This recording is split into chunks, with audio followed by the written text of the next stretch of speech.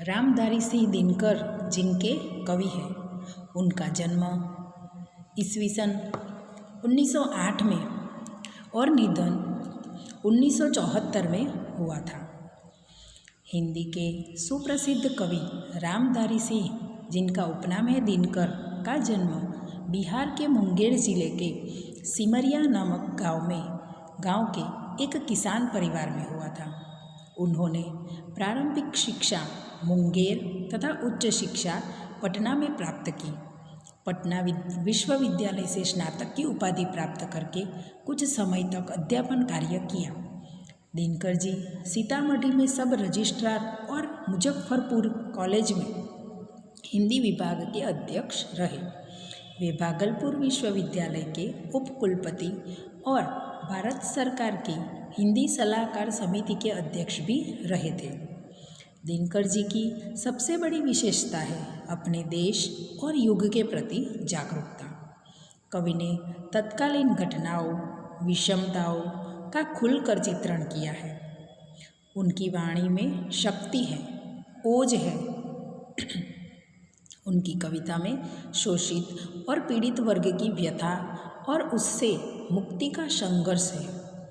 उर्वशी, रश्मिरथी, रेणुका, हुंकार, रसवंती, कुरुक्षेत्र उनकी काव्य कृतियाँ हैं।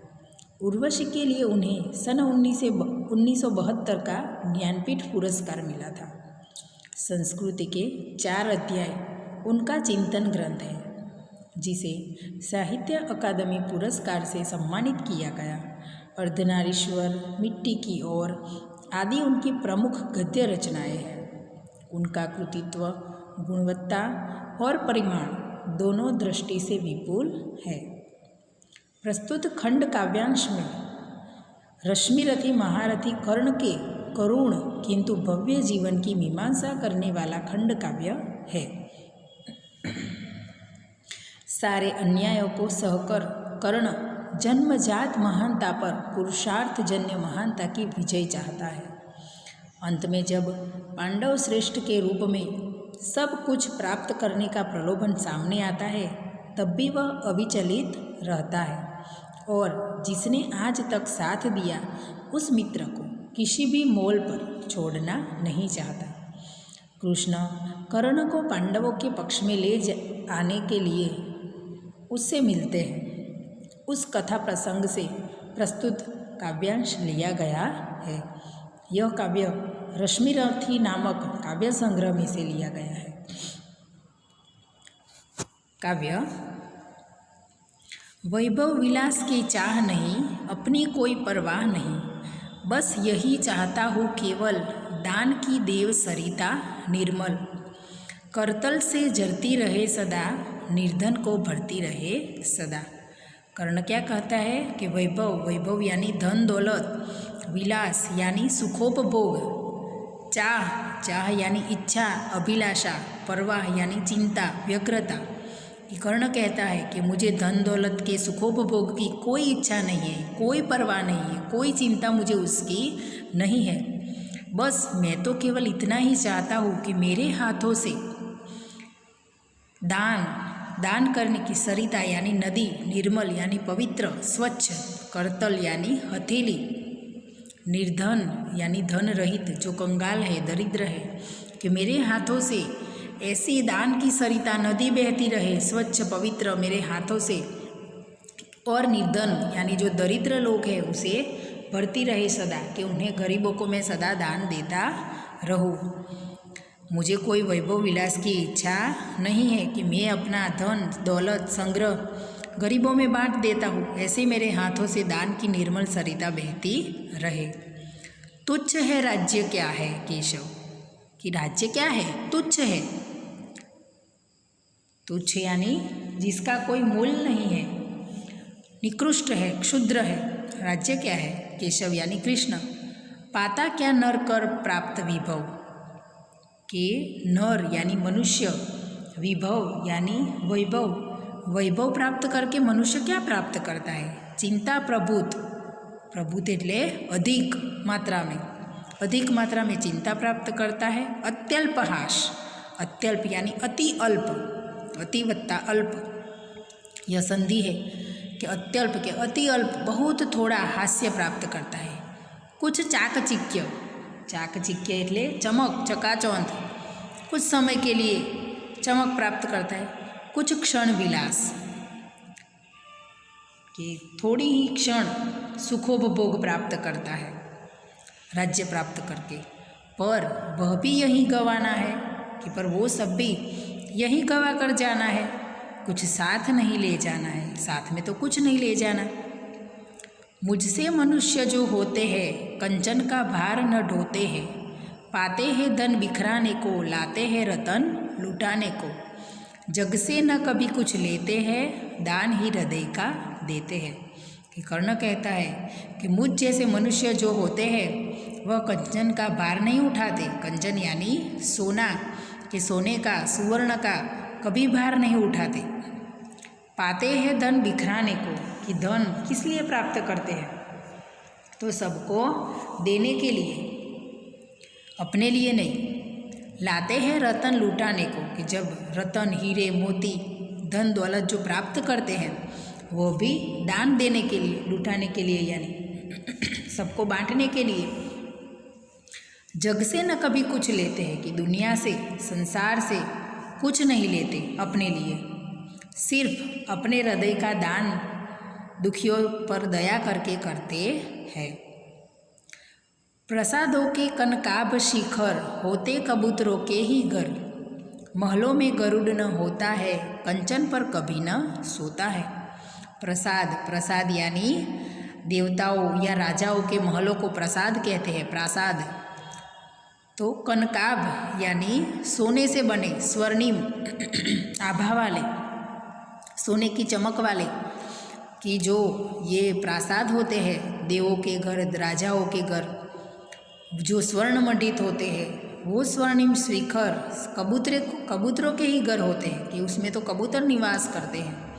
महलों में गरुड़ न होता है, कि ऐसे बड़े बड़े महलों में गरुड़ नहीं रहता। वो अपनी तुलना गरुड़ पक्षी के साथ करता है कि गरुड़ बसता है पहाड़ों में, कंचन पर कभी न सोता है। कंचन यानी सोना, ये सोने वाले बिस्तरों पर ये गरुड़ नहीं सोता है, बसता वह कहीं पहाड़ों में, कि वह तो पहाड़ों पर, चट्टानों पर, पर्वतों पर रहता है, मुसीबतों का सामना करता है। शैलों की फटी दरारों में, शैल यानी पत्थर, कि शैलों की दरार यानी एक अवकाश जिसमें से आर पार देखा जा सके, ऐसी रेखा।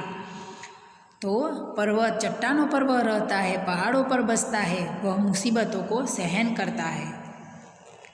गरुड़, तो कर्ण अपनी तुलना ऐसे गरुड़ के साथ करता है कि मैं कबूतर नहीं हूँ कि महलों में निवास करूँ। होकर समृद्धि सुख के अधीन मानव होता नित तपक्षीण, सत्ता किरीट मणिमय आसन करते मनुष्य का तेज हरण। नर विभव हेतु ललचाता है, पर वही मनुज को खाता है।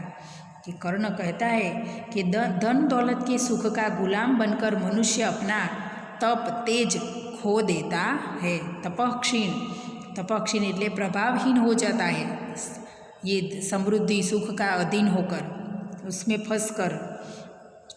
सत्ता यानी राजपद, मुकुट यानी अपना मस्तक पर धारण करने वाला मुकुट, मणिमय आसन, यह सब मनुष्य के यानी सिंहासन, यह सब मनुष्य के तेज को हर लेते हैं, उसे प्रभावहीन बना देते हैं। और नर विभव हेतु ललचाता है, विभव यानी वैभव, धन, कि जो मनुष्य धन संपत्ति पाने के लिए ललचाता है पर वही मनुज को खाता है, पर यही धन संपत्ति उसे नष्ट कर देती है।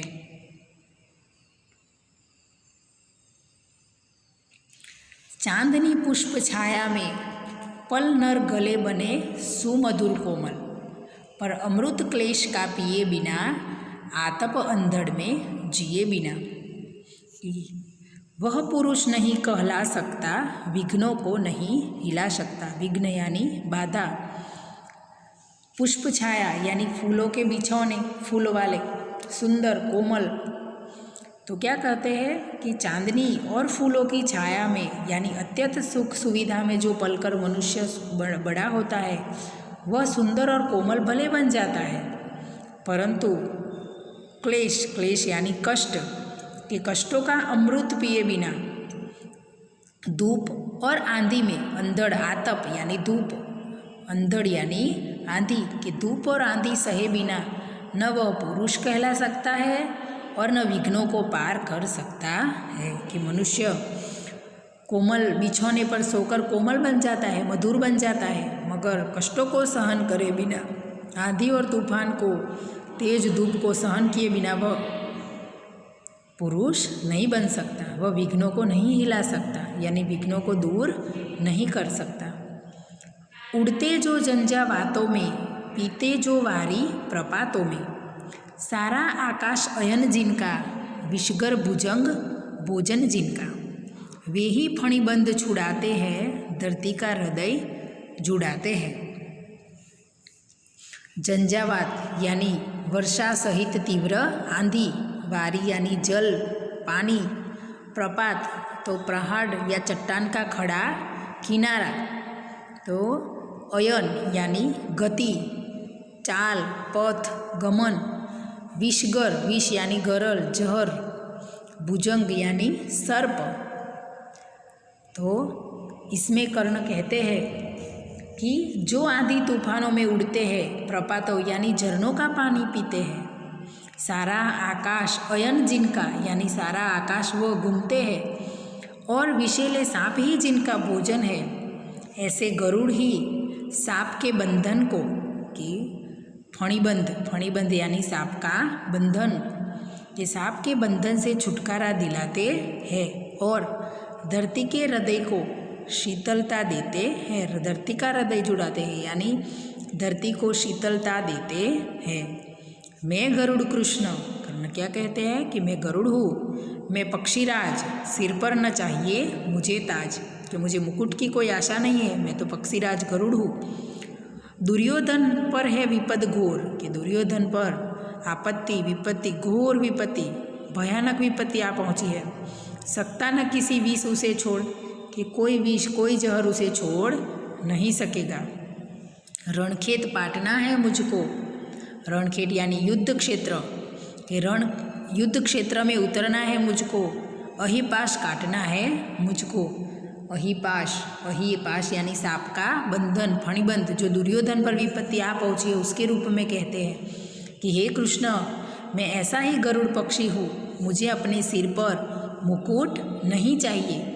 इस समय दुर्योधन भयंकर विपत्ति में फंसा हुआ है, मैं किसी भी तरह उसे छोड़ नहीं सकता, मुझे तो युद्ध क्षेत्र में उतरना है और दुर्योधन के नागपाश को काट देना है। यहाँ पर हमारे काव्य का सरलीकरण पूरा होता है। शब्दार्थ: वैभव यानी धन दौलत, विलास सुखोपभोग, चाह इच्छा अभिलाषा, परवाह चिंता व्यग्रता, निर्मल यानी पवित्र शुद्ध, करतल हथेली, निर्धन धन रहित कंगाल दरिद्र गरीब, विभव यानी धन संपत्ति ऐश्वर्य, प्रभुत अधिक प्रचुर, अत्यल्प बहुत थोड़ा, हास तो निंदा उपहास, चाकचिक्य यानी चमक चकाचौंध, कंचन तो सुवर्ण सोना, प्रासाद देवताओं या राजाओं का घर, कनकाभ स्वर्णिम आभा वाले, शैल तो पर्वत पहाड़ चट्टान, दरार तो दरज चीर फूट, तपक्षीण तो निर्बल, किरीट मुकुट, तेज तो प्रभाव कांति, चैतन्यात्मक ज्योति चमक, कोमल तो मृदुल सुकुमार, क्लेश दुख कष्ट वेदना, अमृत मुक्ति, आतप धूप उष्णता गर्मी, अंधड़ तो आंधी, झंझावात तो वर्षा सहित तीव्र आंधी, वारी तो जल पानी, प्रपात पहाड़ या चट्टान का खड़ा किनारा, अयन तो गति चाल पथ गमन, विष तो गरल जहर, भुजंग सर्प, विपद आपत्ति संकट, घोर भयंकर विकराल, पाटना यानी ढेर लगा देना है, अही पास सांप का बंधन फणी बंध। स्वाध्याय ऊंचे स्वर में पढ़िए और वाक्य में प्रयोग कीजिए। वाक्य प्रयोग आप कर देना। अत्यल्प, अत्यल्प यानी बहुत थोड़ा। चाकचिक्य तो चमक, चकाचौंध। कनकाभ तो सुनहले। तपक्षीण प्रभावहीन, क्लेश, कष्ट, वेदना। झंझावात यानी तूफान। फणिबंध तो नाग पास। अब प्रश्न 2 संक्षेप में उत्तर दीजिए। विभव से क्या प्राप्त होता है? विभव यानी वैभव। वैभव से क्या प्राप्त होता है? तो उत्तर वैभव से मनुष्य को ढेर सारी चिंताएं और थोड़ी सी हंसी खुशी प्राप्त होती है। इसके अतिरिक्त उसे चमक दमक दिखाने का अवसर और क्षणिक भोग विलास प्राप्त होता है। धन संपत्ति किस लिए है? उत्तर धन संपत्ति परोपकार के लिए है। तीसरा प्रश्न सुख समृद्धि के अधीन मानव का क्या होता है? उत्तर सुख समृद्धि के अधीन मानव का तेज प्रभाव दिन प्रतिदिन क्षीण होता जाता है और उसकी दुर्दशा होती है। चौथा प्रश्न फणिबंध कौन छुड़ाते हैं? तो फणिबंध से गरुड़ जैसे साहसी और वीर पुरुष ही छुड़ाते हैं। निम्नलिखित पंक्तियों का भावार्थ लिखिए। वैभव विलास की चाह नहीं, अपनी कोई परवाह नहीं, बस यही चाहता हूँ केवल दान की देव सरिता निर्मल। करतल से जरती रहे सदा, निर्धन को भरती रहे सदा। कि कर्ण श्री कृष्ण से कहता है कि हे केशव, आप मुझे राज्य देने का प्रलोभन देते रहे हैं, परंतु मैं वैभव विलास का जीवन पसंद नहीं करता। मुझे अपनी कोई चिंता नहीं है, मुझे दान देने में ही रुचि है, इसलिए मैं केवल यही चाहता हूँ कि मैं गरीबों को हमेशा दान देता रहूँ और उनके दुख दूर करता रहूँ। दूसरा, मैं गरुड़ कृष्ण, मैं पक्षीराज, सिर पर न चाहिए मुझे ताज।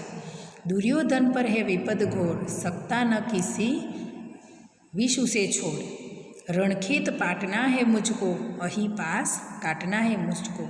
यहाँ पर विध लिखा है, प्रिंट मिस्टेक है, विष आएगा। कि उत्तर हे कर्ण श्री कृष्ण से कहता है, कर्ण श्री कृष्ण से कहता है कि इस समय मेरी स्थिति गरुड़ पक्षी के समान है, मुझे राजमुकुट नहीं पहनना है। इस समय दुर्योधन पर भारी संकट आ पड़ा है और उसके ऊपर युद्ध रूपी नागपाश है, वह मुझे काट देना है। मुझे दुर्योधन के नागपाश को काटना है, दुर्योधन को युद्ध में विजय दिलाना है। मुझे गरुड़ की तरह अपना दायित्व निभाना है।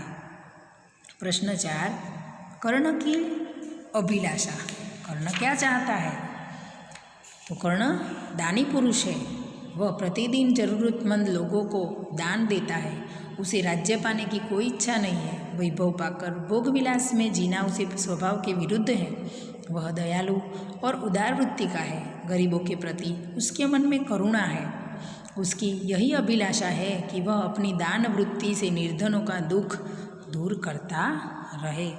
दूसरा, कर्ण का मित्र धर्म। कर्ण ने मित्र धर्म कैसे निभाया? तो कर्ण का जीवन अन्याय और अपमान से भरा हुआ था। एक दुर्योधन ने ही उसे सम्मान दिया और उसे अपना मित्र बनाया। कर्ण दुर्योधन के इस उपकार को कभी नहीं भूल पाया। महाभारत का युद्ध शुरू होने से पहले श्री कृष्ण उसे पांडव पक्ष में लेने गए। उन्होंने उसे राज्य देने का प्रलोभन भी दिया, परंतु कर्ण ने उनका प्रस्ताव अस्वीकार कर दिया। उसने दुर्योधन का साथ छोड़ने से स्पष्ट इनकार कर दिया। इस प्रकार कर्ण ने दुर्योधन के प्रति अपने मित्र धर्म का पालन किया। आपने यह काव्य जो आप सीखे, अभी लॉकडाउन में आपने पूरी महाभारत देखी होगी, तो ये पूरी स्टोरी आपको याद ही होगी। अब विरोधी शब्द,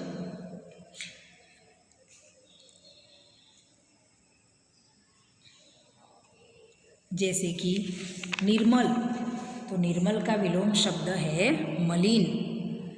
निर्धन यानी धनवान। प्रभुत, तो उसका विलोम है कम। कोमल यानी कठोर। और अमृत तो विष।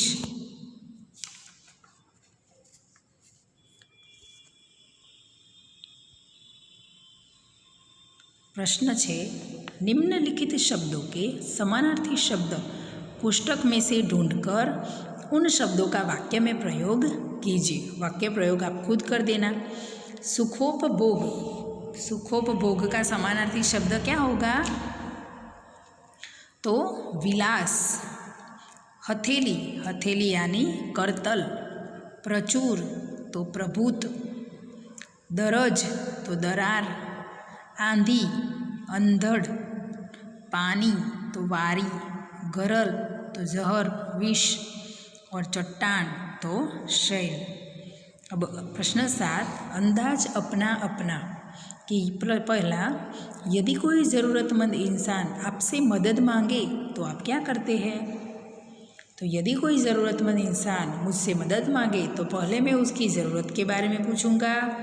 यदि उसकी ज़रूरत मुझे सच्ची लगी तो मैं उसे मदद करूंगा। मदद करने में यदि दूसरों के सहयोग की आवश्यकता हुई तो मैं उनका भी सहारा लूँगा और सहारा लेने में मैं कोई संकोच नहीं अनुभव करूँगा। दूसरा प्रश्न, आपको पता चले कि आपका दोस्त संकट में फंसा हुआ है तो आप क्या करेंगे? तो अगर मैं मेरे मित्र की मदद करना चाहूँगा, अगर वो संकट में है तो मैं उसे अपना कर्तव्य समझकर मित्र धर्म निभाऊँगा। अपने आप को सच्चा दोस्त साबित कर सकता हूँ, इसलिए संकट में पड़े हुए मित्र को संकट से छुड़ाने में मैं कोई कसर न रखूँगा। तीसरा प्रश्न, आपके पास ज़रूरत से ज़्यादा धन संपत्ति है तो क्या करोगे?